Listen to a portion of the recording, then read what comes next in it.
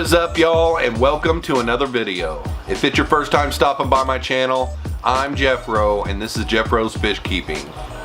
Welcome to part 2 of John's fish room.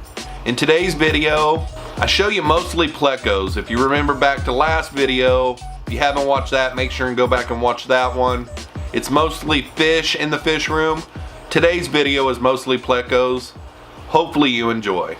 I am here with one of my subscribers, and John from Eastern Iowa has been nice enough to take me around on a fish room tour, and that's what we're getting ready to do. Hopefully you guys enjoy. All right, John, what do we got up here in this tank? This is my goldfish tank. I've got a red Oranda goldfish. She's pretty big. And calico fantail. Very nice. As well as blue phantom plecos. I've got 3 of them in here. 2 of them are about 6 inches in the back there. One's there, the other's up in the corner hiding in another one. And I got 3 blue phantoms growing out. I'm pretty sure one of them's a female. 2 of them, the 2 bigger ones, are males. That one back there is huge. Sweet. Yep. All right, John, what do we got over here? I got 183 Starlight Bristlenose Plecos. Awesome. They're kind of super sketch like yours. They're always hiding. Yeah. They're always hiding no matter what you do. Very nice. But that's that is a nice male right there. Yep. He's got pretty bluish white fins too. Kind of got a little blue on the fins. And another couple more here. Very, very nice. I think that's the female there. Another male here. I thought I had 2 males and 2 females, but I think I got 3 males and 1 female. So once she gets to breeding size, she'll have plenty of males to go laying eggs with. Very, very nice, man. I've got red lizard whiptails, 10 of them growing out. Nice. And 1 longfin blue-eyed bristlenose growing out a little bit that I'll probably end up taking and putting in my discus tank. But I didn't want to put them in there because the geophagus or the discus might get after her until she gets a little bigger. And a Gardner Achille. Very nice. And his female is over here somewhere in the corner. Yeah. There she is. So they've been acting like they've been spawning, but I don't know if she's actually big enough to have. I don't see any eggs yet on the spawn, but they come up by the mop and get their thing on, but I don't think she's breeding actually yet or popping eggs yet. Hopefully we'll get those going. Awesome. I gotta get this royal Pleco in here. Nice. So he just kind of hangs out there, doesn't he? Yep, he hangs out there. Comes over here on the log and feeds at night. Wow. And then I also feed him rapashi. Very nice. Now he'll get big. Yeah, oh yeah. I've got a 240 in the works, but not till November probably. Very nice tank, man. All right, what do we got going on in here, John? I see you got a bunch of buckets down here with a bunch of names and all that. What do you got going on down there? Yep, what I try to do was try to minimize the cross-contamination between tanks.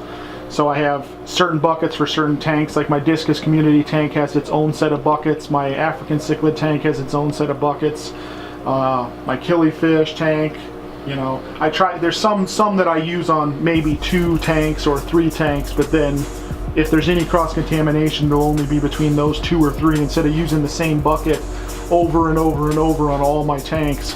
I try to minimize any cross-contamination whatsoever. So you can see I've got, you know, 4, 5, 6, you know, 10 different sets of buckets for 20 tanks. So, you know, some of them use on 1 and some of them use it on 3, but I try to do everything I can to risk any cross-contamination.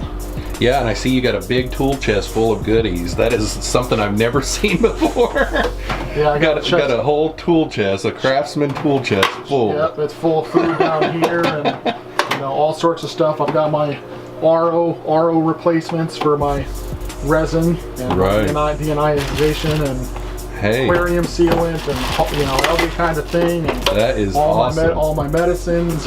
And you know, technically you could roll it around too if need be, you know. I could, you know, killy fish spawning mop. Wow. Whatever I want to do, I cut off enough and then zip tie it together. Nice. Yep, just kind of do whatever, and I got all sorts of just everything piled up in here. You know, extra bags for carbon if I use carbon, if I do some sort of treatment and I want to get rid of the medicine or whatever. Right. You know, air supply stuff. Another little thing, I get these little things here, they're packs of 12. If you're ever going out of town for a week to 10 days and you want somebody to feed your tank, you put however much you want in these to go into each tank, and then they can just show up and dump each amount into each tank. That way you don't have people that are inexperienced and don't know what they're doing. Kind of like a med planner. Yep. And then I've also seen people do weekly medical planners too, or you know, where they say this is Monday, Tuesday, Wednesday for each tank. I just use these because they're like $1.25 for 12. Right. And I can just set it on each tank and say, you know, if I'm going to be gone for 4 days, I say, well, come in 2 days and feed what's in the container, you know, because fish can go a day or two without eating if they want. But if it's a week or whatever, I'll, you know, leave 2 of them on a tank and say, come in 2 days and then come in 4 days. Great idea, man. So I love that. Then a backup canister filter. I got 8 of these running in my house, so if I have one go down, I want to have one on standby. Right. Now, I've had 8 of them running for, you know, 2 of them for 3 years and a couple of them for 2 years, and I've never had one leak. I've never had one break down on me. They always seem to be super strong, and they're $99 at almost every Black Friday sale at PetSmart. So wow, you know, they're normally $239 or $229, and they're just, you know, they work good for me. I know a lot of people don't like marine land stuff, but I think the newer ones with the red connectors versus the old black ones, I think these are better than the old ones. Cool. Awesome. All right, what do we got up here, John?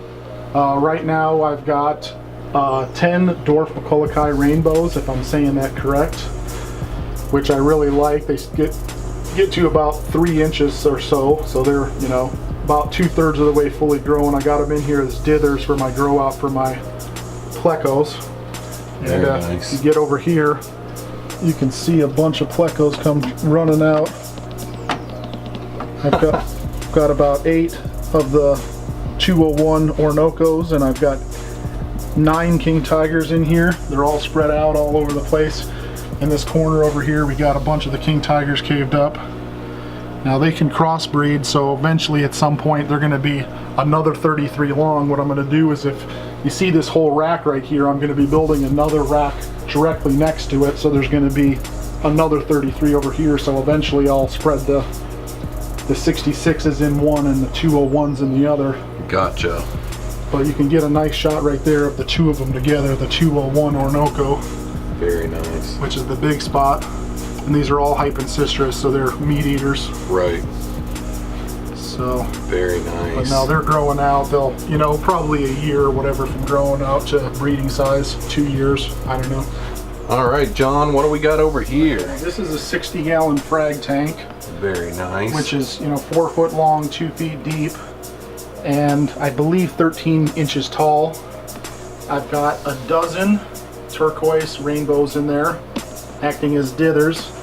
I kind of realized that all my Plecos would never come out ever. They would just stay in, you know, caved up or whatever. And I watched this Eric Brodrock video, and he was talking about how if you put, you know, dither fish in, how in the wild there's hundreds and hundreds of fish everywhere, and when the fish disappear, it's a sign that there's a predator in the area. So when I had the zebra Plecos in here by themselves, they never seemed to come out ever. And same with the L66s and the L201s, they never seem to come out, and when I put in dithers, they seem to come out a lot more often. The zebras aren't out now, but usually 3 or 4 o'clock in the morning, these guys will be everywhere. If you come out at like 4 o'clock in the morning, they'll just be all over the tank. I got 10 of them in here. There's 3 of them there. Very nice. A couple of them in the back. You know, they're about 2 inches or so. They got, you know, 1.5 to 2 years left to grow out, but you know, the key is patience. It takes a long time, and I feed these guys New Life Spectrum 3 mil pellets, which they rasp on.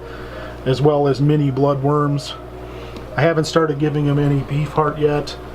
I've heard, you know, varying reports that beef heart can make them choke or that it's not good for them, so I'm kind of leaning off. And then I've got other guys that say, you know, feed it, and other guys that say don't feed it. So you say you've got 10 of them in here? 10 of them in there. Yep. There were 3 or 4 underneath the rock there. There's always one underneath here. Yeah. Right there. And there's always a couple back here by this basically marine land internal polishing canister that I'm using to polish the water as well as create a jet. And if you can see, there's a pretty good jet around the back, and it just kind of flows around in a circle, so the zebras like all that extra water movement. So very awesome, man. Yep. So this is one of my long-term projects. I figured the bigger the tank, the cleaner the water would be, the less, you know, inhibited their growth would be due to growth pheromones and all that stuff. So put them in the biggest possible tank I could get them in. And I think it's going to be really cool once they all get caved up big enough that they're not able to hide in the nooks and they actually have to hide in the caves. Right. They'll be good. Awesome. So what'd you guys think?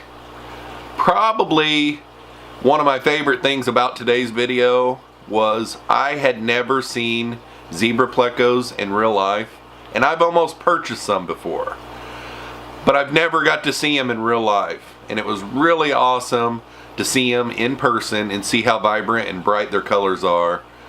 And they're an awesome pleco. But his L183s that he recently got, I remember whenever he was getting them and he was asking me about the pricing and stuff, I didn't realize how nice and fat and plump they are. They're really nice plecos. If it is your first time stopping by my channel, make sure and hit that subscribe button. And while you're at it, don't forget to hit that post notification bell so you don't miss out on any one of my videos. Right now I upload videos every Monday and Thursday, and I also live stream every Wednesday and Saturday night at 7 p.m. Central Standard Time. Thanks for coming along on today's video. Hopefully you enjoyed. We'll see you on the next one. Peace out, y'all.